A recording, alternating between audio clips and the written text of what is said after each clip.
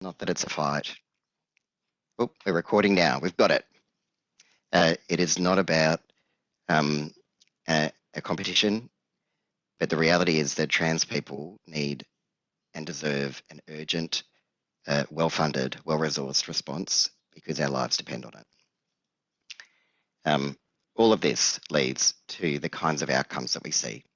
But here's the thing. The protective factors that keep us safe and strong are really simple. You ready? Access to gender affirmation.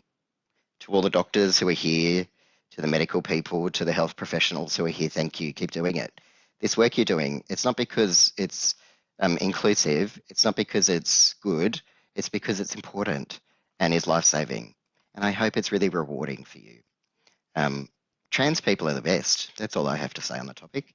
But one of the most important parts of us is about how we connect to community. Community connectedness is one of the things that keep us safe. And that means trans community connection.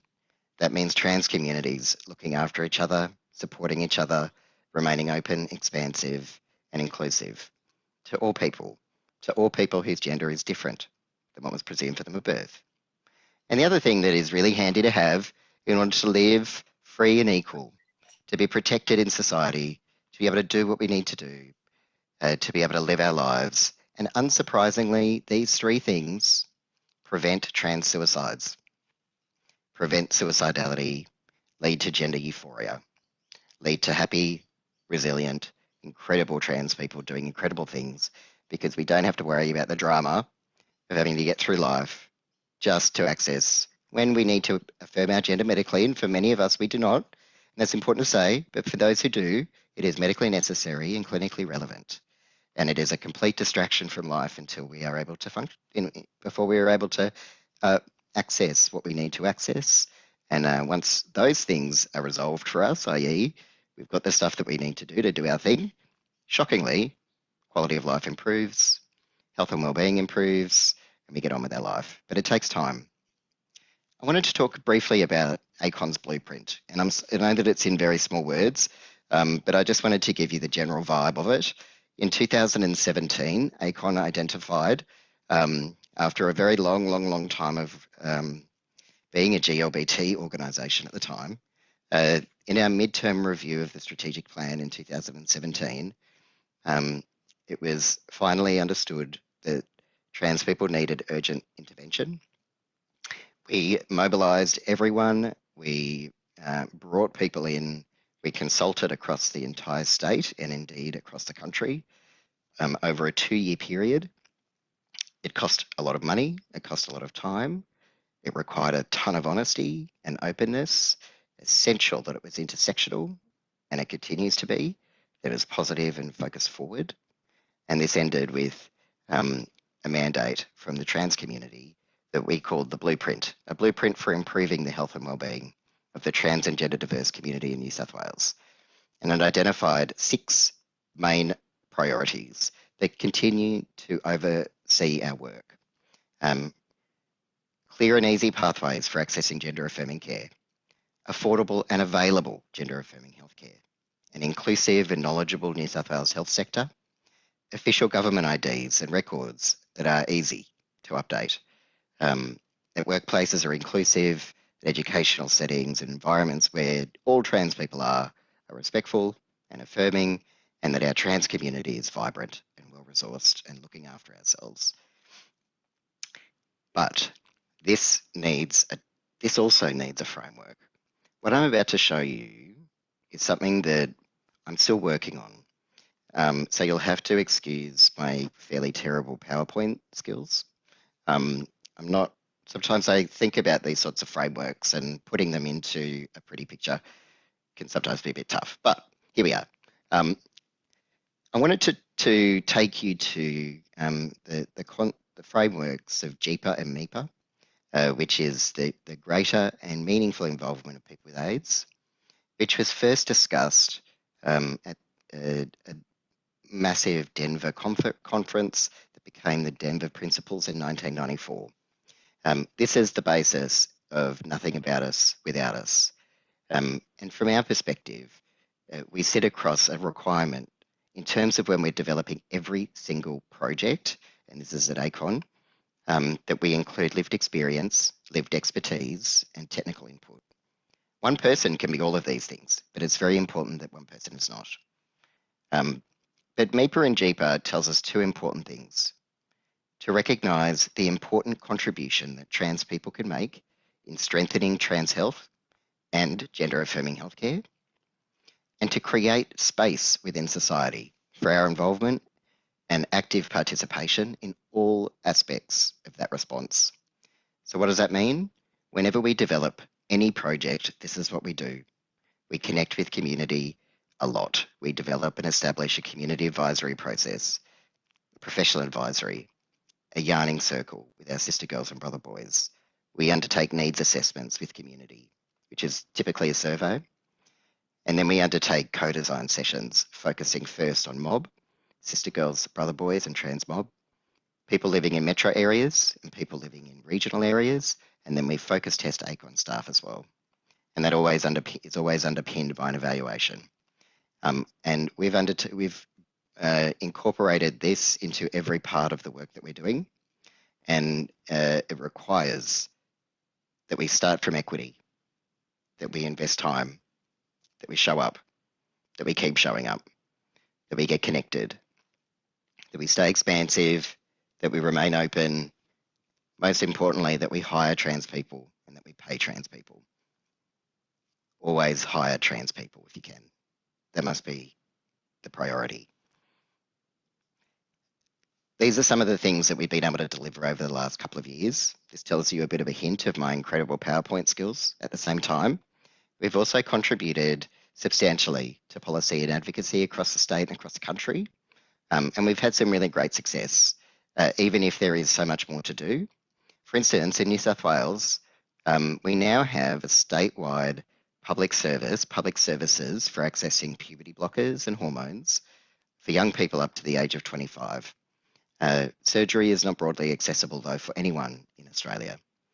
And these issues are important to progress and address because they're life-saving. As I said, access to medical intervention is life-saving. But as we focus on these issues, they also perpetuate the myth that the trans experience is about medical intervention and about what we look like. But over the last couple of years, we've delivered particular projects that support and elevate sister girls and brother boys. We've hired sister girls and brother boys, and I'll show you a picture of the team in a minute. We've developed language guides. We look to our history. This is Roberta Perkins, who is an incredibly important figure in the Australian trans rights movement. We've developed animations and resources that support trans people who've experienced sexual violence. We're creating and rolling out at the moment a trans resilience program called Trans Vitality. It includes an e-learning, it includes a toolkit, it includes workshops. It's epic. And what we're seeing is a shift. We're starting to see a shift, but it's happening slowly. I even got to participate in making sport more affirming and inclusive for trans people. I have to say, even though I made a reference to football before, I'm truly the least sport person you've ever met. I am the clumsiest person you've ever met. I will sweat at a drop of a hat. I'm not moving anything. Don't pass me a ball. I'll drop it and I'll hurt myself. I have definitely hurt myself leaving the house, walking out of the house. So just literally hurt my back. But anyway, what I can talk to is how important it is that trans people are able to participate in every area of life. I don't care about sport, but I will fight to the death for your ability to play sport with the team that you want to. And that was an incredible opportunity and a real learning, actually. Sports in Australia is weird. Who would have known? But I wanted to tell you quickly about TransHub. TransHub is something that we developed. Here's the story. We had no funding for TransHub. We managed to get a donation that was small. I was the only person in the Trans Health Equity team at ACON, which was established after we launched the blueprint. I brought on Liz Duck Chong. I was able to bring her on 2 days a week. And over a period of 6 months, we built TransHub together. She was the main writer, but we went back and forth like you wouldn't believe. it was two of us working absolutely epically because we knew that Trans Hub was so urgently needed. It was made very clear to us going through the process of developing the blueprint that Trans Hub was urgent. And so that's what we did. And I'm not sure I'm not sure but either of us quite knew how epic it was going to be. And if you haven't experienced Trans Hub, I would encourage you to visit. It's a great place to visit. And we tried to make it as broad and as accessible as possible. We even won an award, a Good Design Award, which is really surprising and wonderful. And in August, Trans Hub reached 1.8 million people. 1.8 million people. And that rivals some of the most well-funded health promotion programs that I've ever seen in terms of reach. And this tells us that there is an incredible demand. But let's look to the policy area. AusPATH, I have to say that I joined AusPATH in 2019 after vowing to never join AusPATH. I didn't want anything to do with AusPATH. From my perspective, AusPATH at the time was full of psychiatrists who had no time or place for trans people, and I didn't want anything to do with it. And then I joined and realised that actually it was time for a change and that AusPATH was ready for that. I joined the board that same year and have been vice president now for a year. And over that time, also a member of the policy committee that the delightful Sam Winter co-chairs. But over the course of the last 12 months, these are the statements that we've put out, the advocacy that we've done. We've done statements on Bell versus Tavistock, gender affirming healthcare, which I would really encourage you to look at a reference to if you would like to. We are changing to a new website shortly, so we've got two, which look different, but have sort of mostly the same information.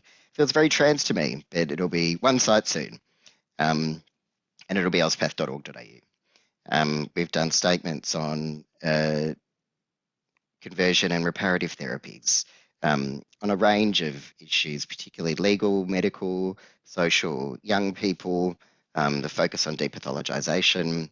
I'd like to, really over the last couple of years, AusPATH has become one of Australia's leading trans organisations, and we're completely unfunded and all volunteers.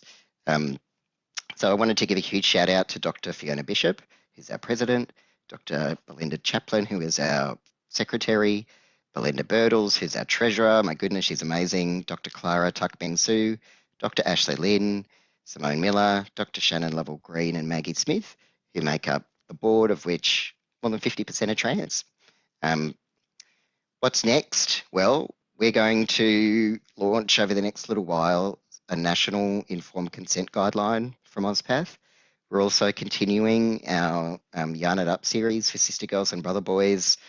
We've established a COVID vaccination clinic. One thing that I've identified, and this may be something that's happening over with you, I've had a number of trans people who perhaps have an incongruence in how they're reflected across our different medical systems and government systems, not getting vaccination records, not getting certifications, not getting COVID test results. And so we've been really going at it with the Federal Department of Health, and in the meantime, setting up these vaccination clinics so that we can support people to get their vaccinations, but also their certifications, and then create a series of case studies to be able to take it up to the feds. We're looking at a national expansion of Trans Hub. We're really hoping for a number of activities around Trans Day of Remembrance and Trans Day of Visibility.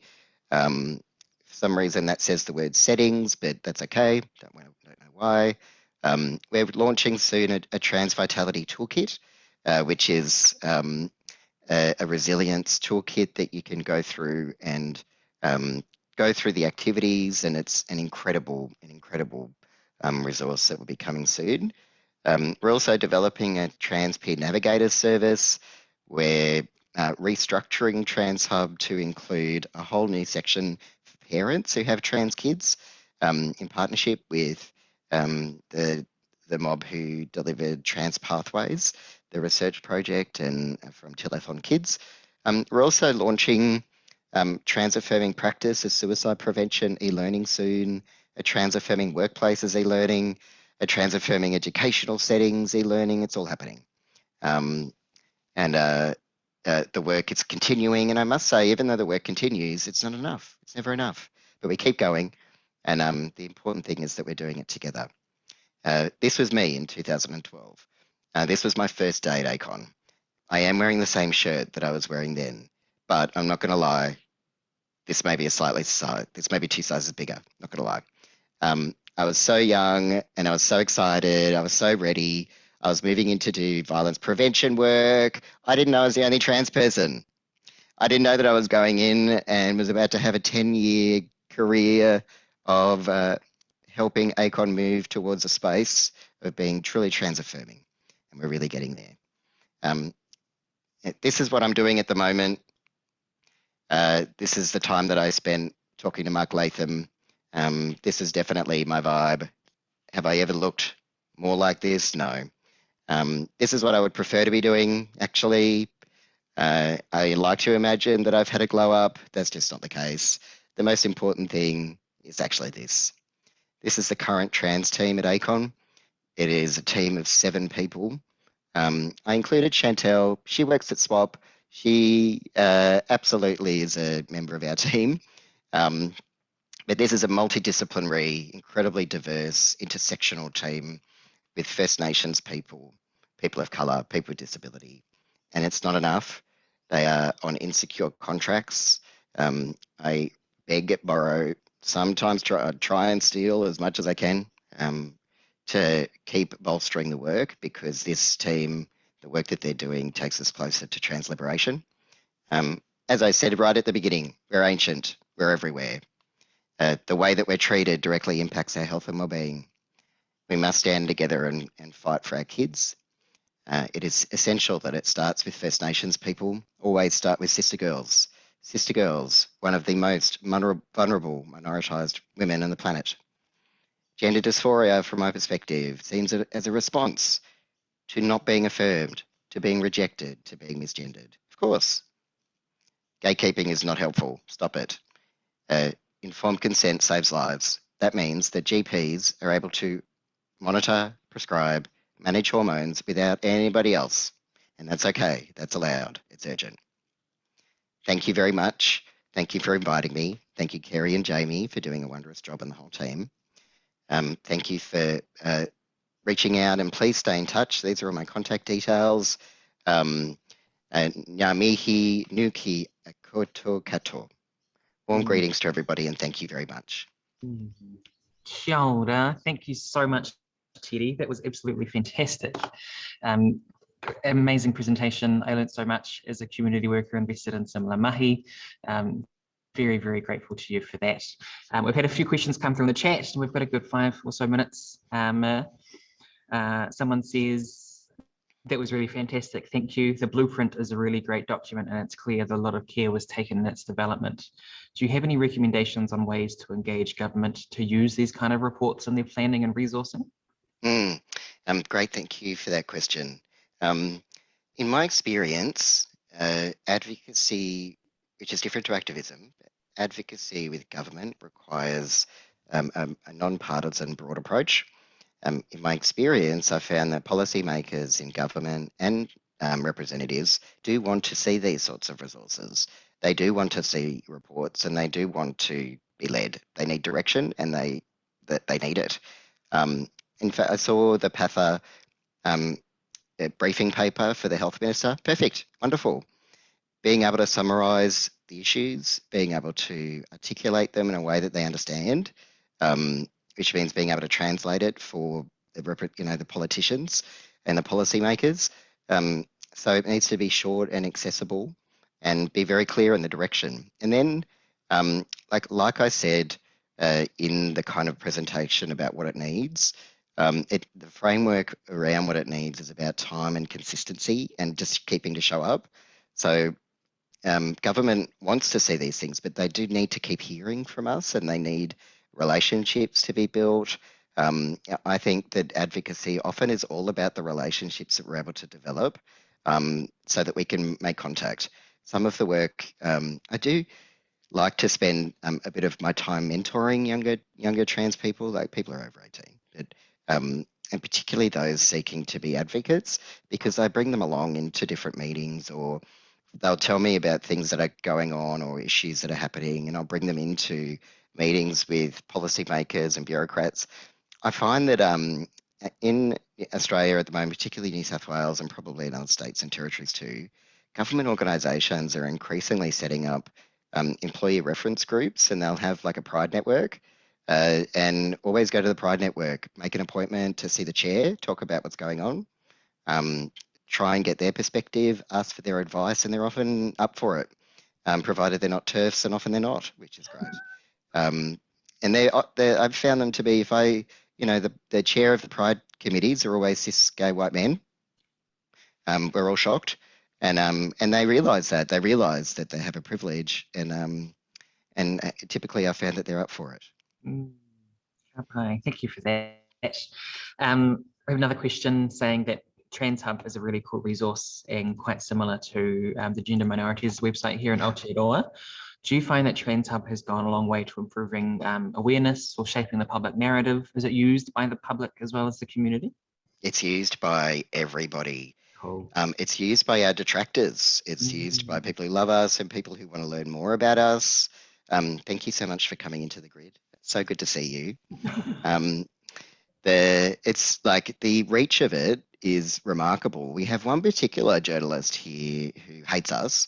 But he's part of a large he's part of a national broadsheet. So we'll sometimes talk about us in particular ways, and it always leads to an increase, a big spike in people going, "Oh, there's a resource, great," and then they come and check it out. But we've received messages from like so many different countries, from so many different people across Australia and elsewhere, community members, parents, doctors, like politicians. It's epic. And the only two people, like the consultation that we did to develop TransHub was mammoth. And I did want to say that as well, that we pay everybody that we consult with. And it's not very much, but it doesn't have to be very much. Sometimes we'll pay people $50 or $100, sometimes more. And it's about just, really recognizing the contribution and labor that it takes. But we consulted with over 300 people to develop TransHub and pay them all, except if they were cis. We asked them to donate their time, and they were all up for it, which is good because I wasn't going to pay them. And we had AusPATH. I stepped out of the process, but AusPATH endorsed it, particularly the clinicians section of TransHub, which was written in partnership with some of the leading clinicians in Australia. And the challenge, I think, for that is just about really letting clinicians know that that it is a legitimate evidence-based resource, and it can also be community-led, that those two things aren't mutually exclusive. And it may just be written in a language that is more human than perhaps what their guidelines might suggest. And so that's been a bit of an interesting challenge to kind of help prescribers in particular see that it is a legitimate resource. But they're getting there.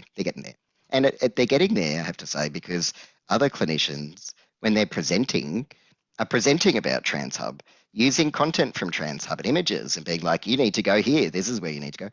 And so that's really amazing. It's so fantastic to see. It's such a great resource. I'm looking forward to getting my teeth into it after this. Yes. Totally welcome a New Zealand expansion. Just saying, up for a chat always. I'll give you a ring and chat about it. I'd love to. Oh, I'd love that. Let's have a chat anyway. I really liked your slides about how you approach the community work and the Denver principles and the kind of 3 aspects to that as well. I think it's so critical to have trans people involved from the beginning and for them to be paid for that work. Someone's asked if there's a particular health promotion model you reference in that work, or is that something you've kind of developed yourself? I love people who want to know about the theoretical frameworks. I would say that all of the work is underpinned by the social determinants of health by the approach that is strengths-based, community-focused, and evidence-based. The health promotion that we deliver is underpinned by the Ottawa Charter and is aligned with World Health Organization focuses on health promotion. But health promotion is so incredibly vast and broad and diverse. It is largely about helping people get the information they need to make an informed decision about what they need to do. But co-design and consultation, the way that we engage with communities is always First Nations. It's from First Nations communities, co-design principles from Aboriginal communities. Yarning is how stuff gets done, and that's what we underpin the work through.